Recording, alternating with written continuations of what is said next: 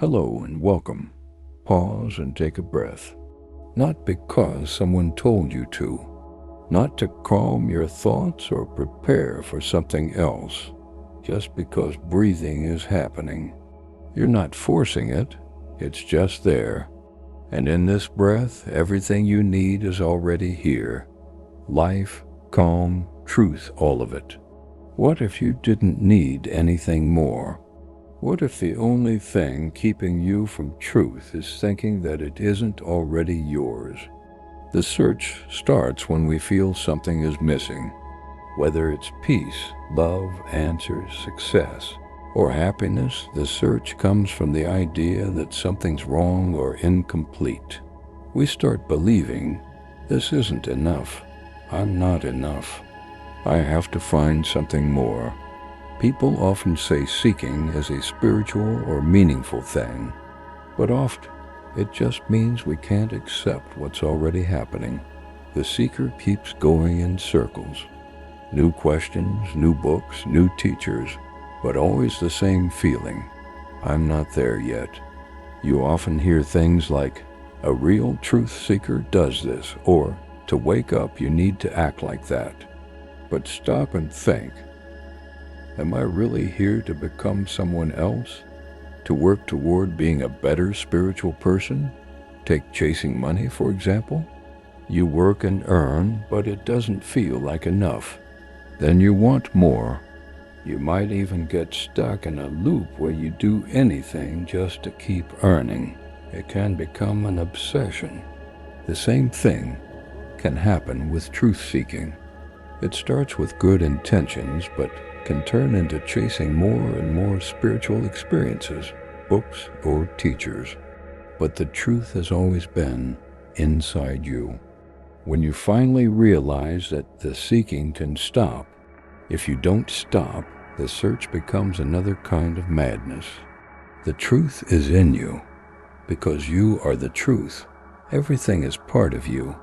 The world, the people, the space around you, none of it is truly separate. It might look like it, but that's just appearance. It's all one, and that one is consciousness. That one is you, showing up in many forms, playing many roles. When you really see this, something changes. You stop chasing after truth because you realize you already have it. You begin to live in a different way. You enjoy the little things. You stop fighting to get somewhere else. You live for the experience, not for goals. And in that way of living, something beautiful happens. You grow, not because you're trying to improve yourself, but because you understand who you are. You start living like your true self, like God, like awareness itself. That means you still reach your goals, but from the right place, not from fear or ego, but from awareness and understanding. This only happens when the chasing ends. You might even hear a quiet voice inside one day, not loud or dramatic. It simply says this search is going nowhere.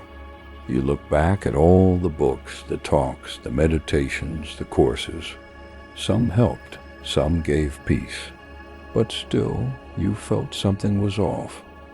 Not because you weren't doing enough, but because the very act of searching told you what you wanted was far away. The seeker is just a thought, a made-up identity, a role created by the idea, I'm not there yet. When you believe it, it feels true. But if you pause and ask, who is the one searching? The whole thing starts to break apart. This question doesn't need an answer. It's an invitation to look. And when you do, you might see that the seeker isn't really there. It's just habits, just stories, not a real person. And when that becomes clear, something inside relaxes. You don't have to keep running. That moment might feel strange, maybe even a little sad, because the seeker gave you something to hold on to, a reason to wake up and keep going. But what dies is only the idea that you were missing something, and what comes in its place is peace, a deep calm, not loud, just soft and steady, simple and kind. There's no big finish, no lights in the sky. The end of the search isn't some event. It's more like realizing there was never a need to search in the first place. Truth is so simple, the thinking mind can't really understand it. The mind wants things to do, problems to fix, goals to chase. But in this moment, right here and now, nothing is missing. You already are. Your mind might still ask, okay, so what do I do next? That's just more searching. It doesn't want to stop. It wants a mission, but you don't have to fight that thought. Just see it. It's not you. You are the space where all thoughts happen. And when you truly see that, the mind quiets down. You will still live your life. You will feel, love, work, cry, laugh. But now your actions come from a deep place of peace. You're not trying to become something. You just are. Maybe you still read or meditate or go on walks, but you're not using them to get somewhere. They just become part of your daily life. Life itself becomes lighter, less stress, less pressure.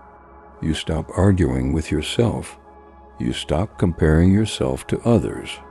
And now the small things feel full of life, a kind smile, the feeling of wind, watching the sun. There's no more split between spiritual and normal life. It's all one. It's all whole. And the presence you were searching for, it was here all along. You never had to find it. You just had to stop looking elsewhere. You can't force this to happen. You can't plan it. It comes when you stop pushing so hard. When the search slows down, what's always been true becomes clear. Peace isn't something you earn. It's what you are under everything. Freedom isn't a reward. It's what's always been here. Even now, your mind might whisper, I get it now. I just have to keep this feeling. That's the search again. Let that thought come and go. You don't need to hold on to anything. Truth never leaves. When you stop grabbing at it, you realize it's always been here. There's nowhere else you need to be. There's nothing else you need to become. Just be here. Just be now. Thank you for watching.